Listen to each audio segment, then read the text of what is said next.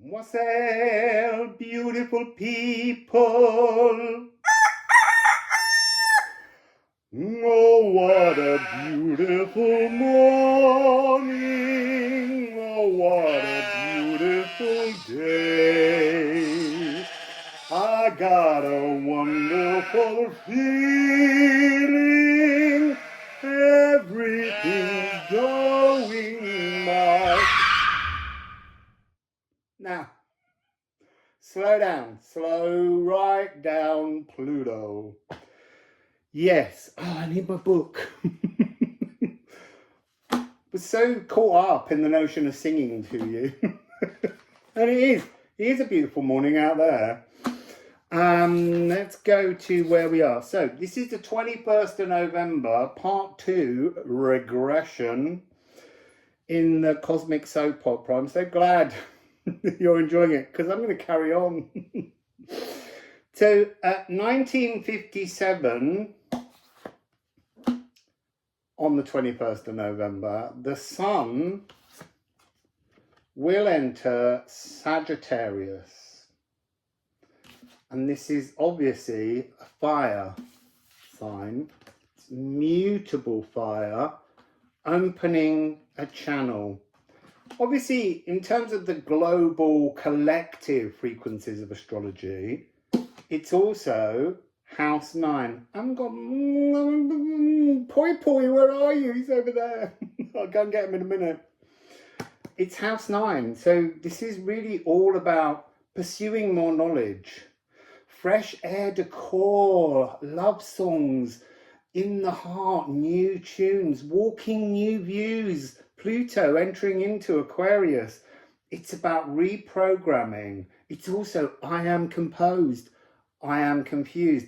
Pluto is not confused. However, we do have to look at some other characters that are part of this story. But before that, I just want to talk about this difference between a kind of the idea of your Roman deity heritage, your earthbound blood ancestry. That's kind of the energy that we're using in this storytelling to understand things about ourselves. And then the Greek side is like your galactic consciousness inheritance. That's a remembrance. And that's really here what the Sun is offering us. It's a chance to begin to have galactic remembrances, and there is something about this energy that's a little bit kind of like being a bit drunk, because as these memories come back in, it's very hard to fit them and understand them and process them and integrate them into our current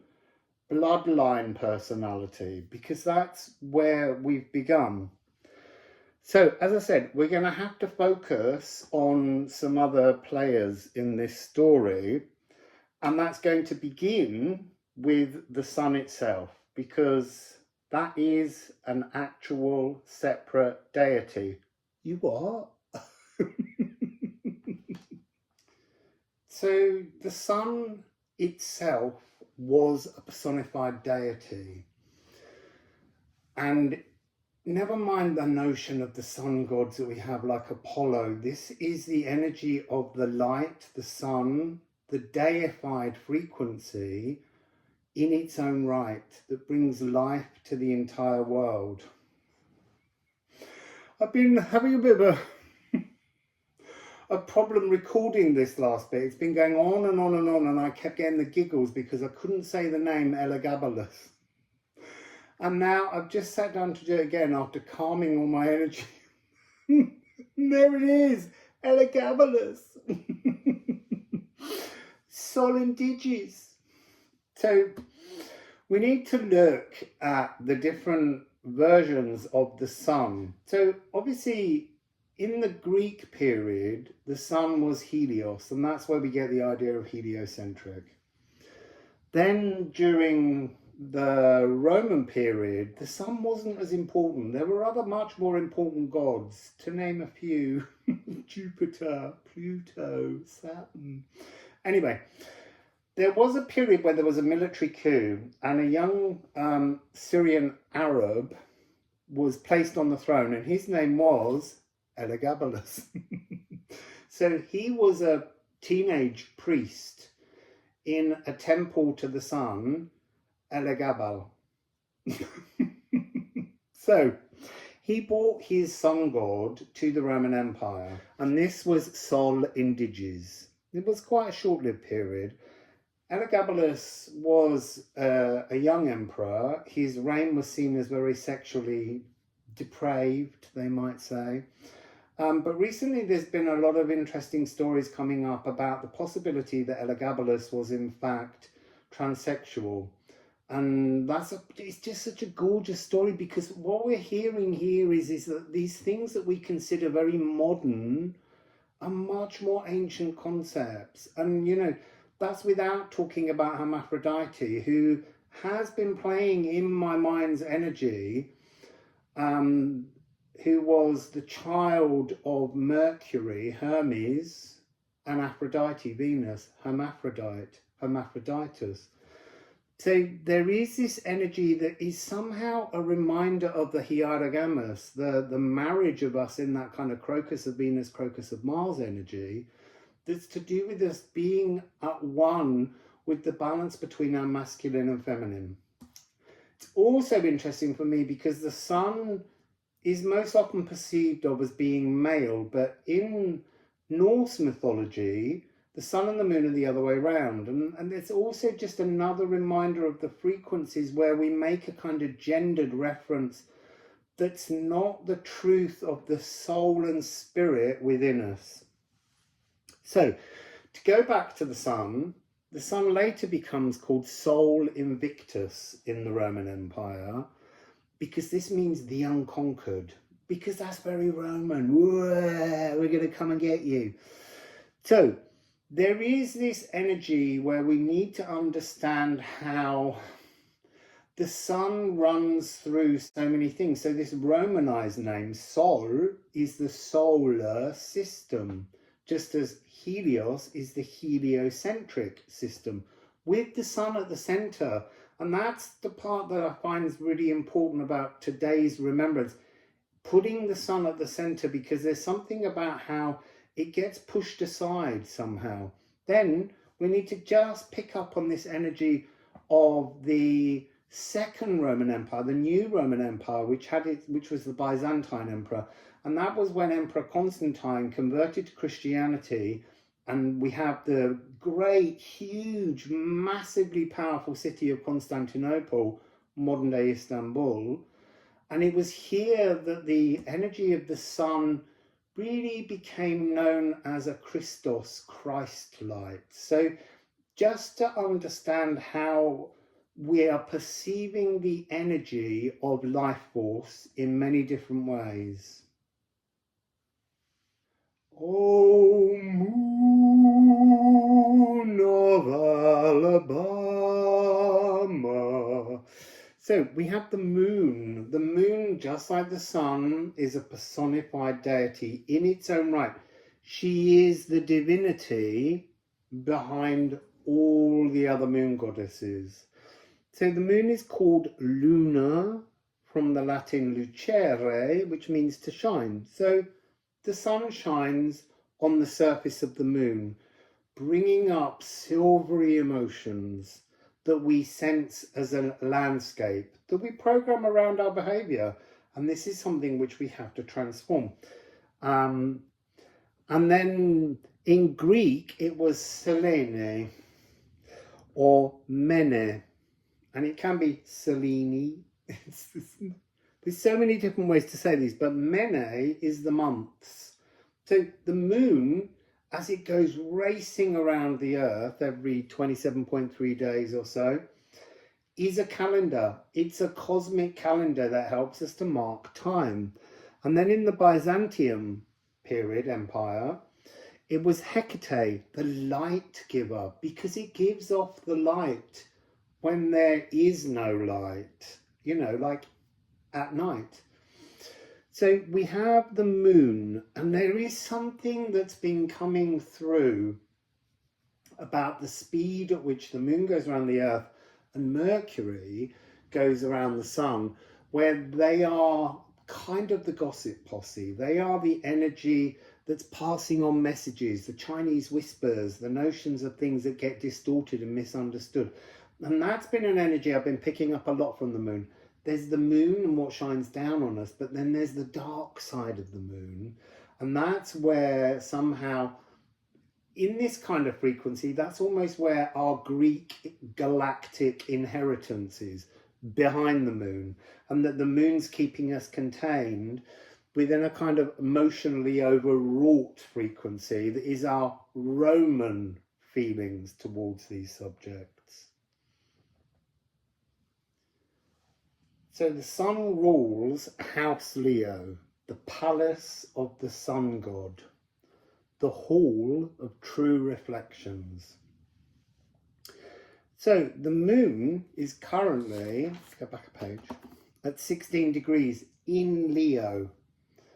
And she's not the only one there, but we'll get to that one in a moment. What we're really looking at here is setting the sense of what it's like inside the palace. So this is a place, a palace in a desert landscape. It's just hot. It's the home of the sun. And when the moon is in the house of the sun god, it's almost like I get this sense that she has to walk around almost blindfolded because it's so incredibly bright in there that she just feels with her emotions how to maneuver through that space. So who's there with her? Well, it's Mars. Now, Mars is the god of war. I have to turn over again. Protector of agriculture. This is to do with the calends of March. March named after Mars. It's his month. His birthday is celebrated on the 1st of March, and then you have the 1st of October. So 1st of March, you call down Mars and you become a soldier, a warrior. On the 1st of October, you ask Mars to leave and you take on the energy of being a farmer, being the person that brings in the harvest. So who is Mars? Well, Mars is the son of Jupiter and Juno. And he was a very, very celebrated god in Rome. And it's just interesting that it brings up that energy again of Jupiter being usurped by his son. There's like a genetic pattern going down. Uranus usurped by his son Saturn, Saturn usurped by his son Jupiter, Jupiter usurped by his son Mars. He was seen as the god of Rome because he was the father of Romulus and Remus.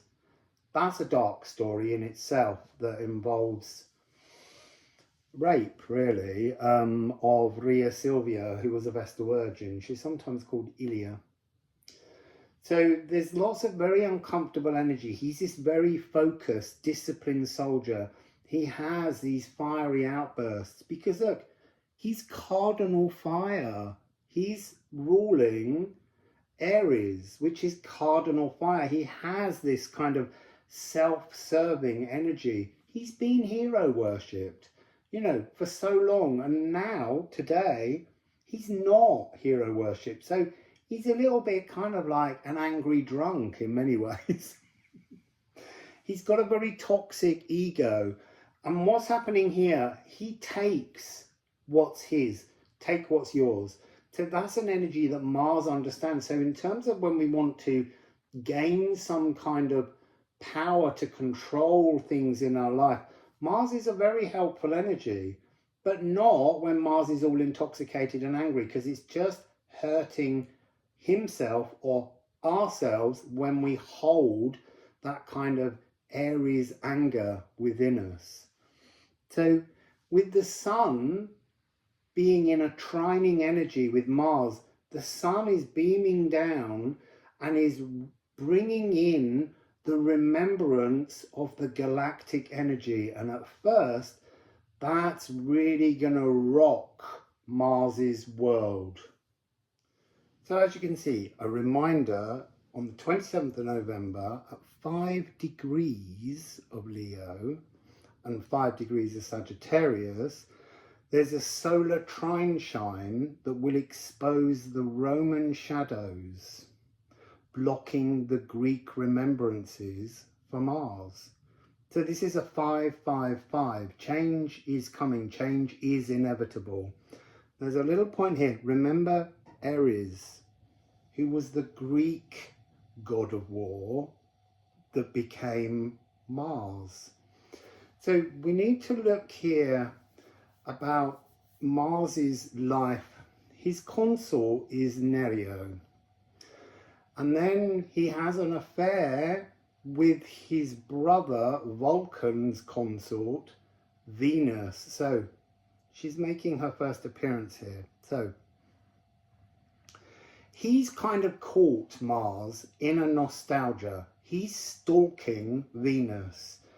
They're in opposition, houses Aquarius and house Leo, and he feels sure that she's trying to turn up at Aquarius to have some kind of second chance run-in with Pluto.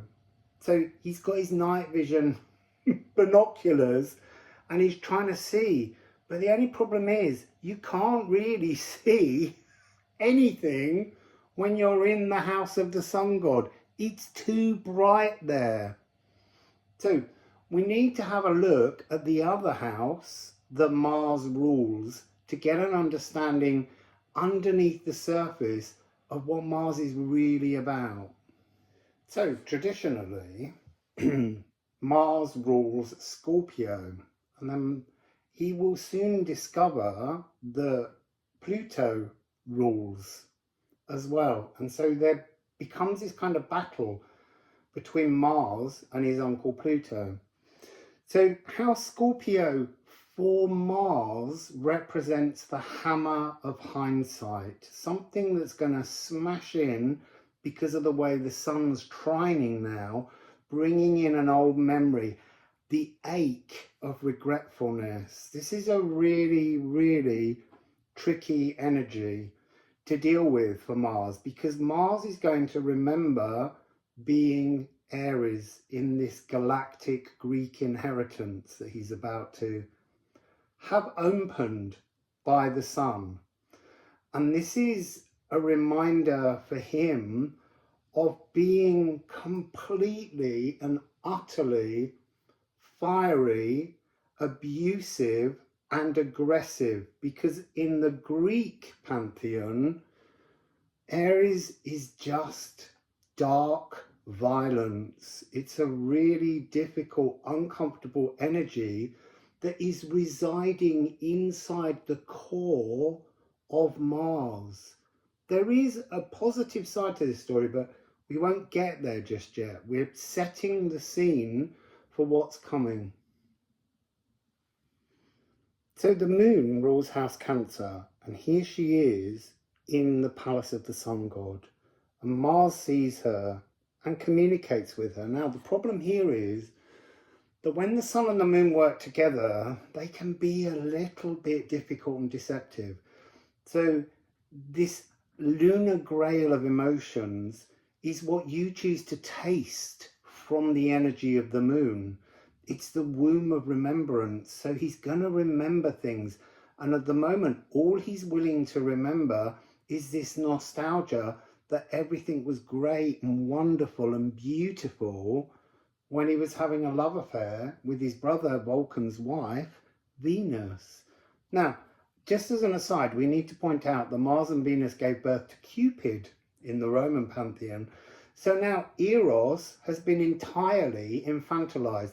So it's almost like during this age of bloodline Roman ancestry, and for us, ancestry, we have begun to infantilize love. Love is no longer this divine primal force, the fourth primal frequency.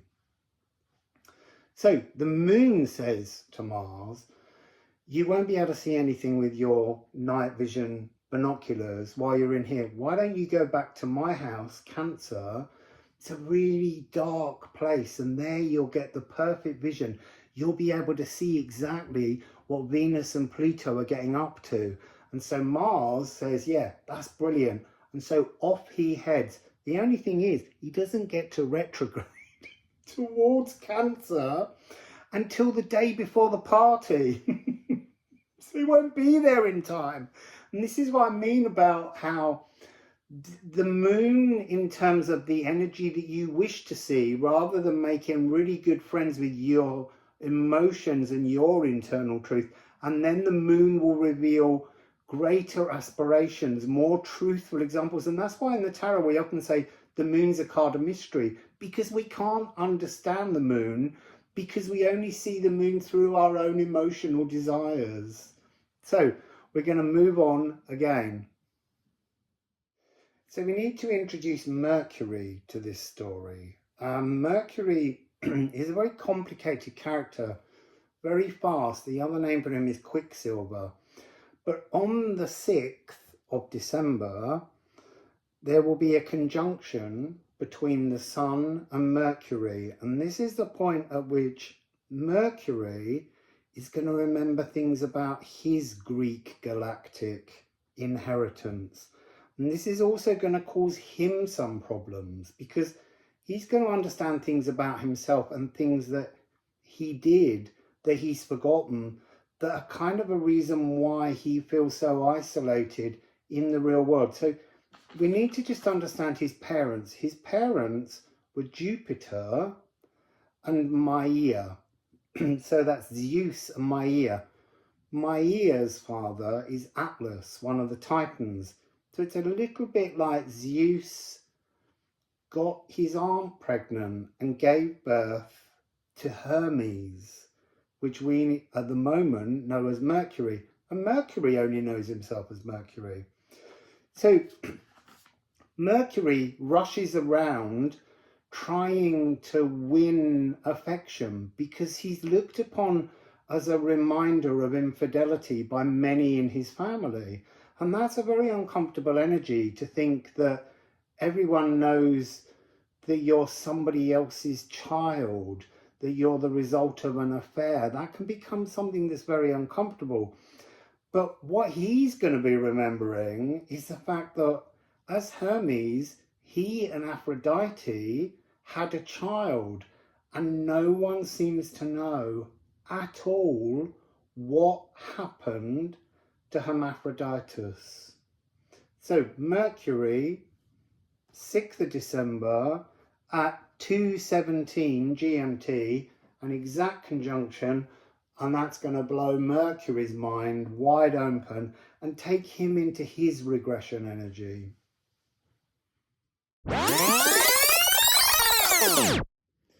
So now we're going back to the very beginning, where we started on that beautiful morning.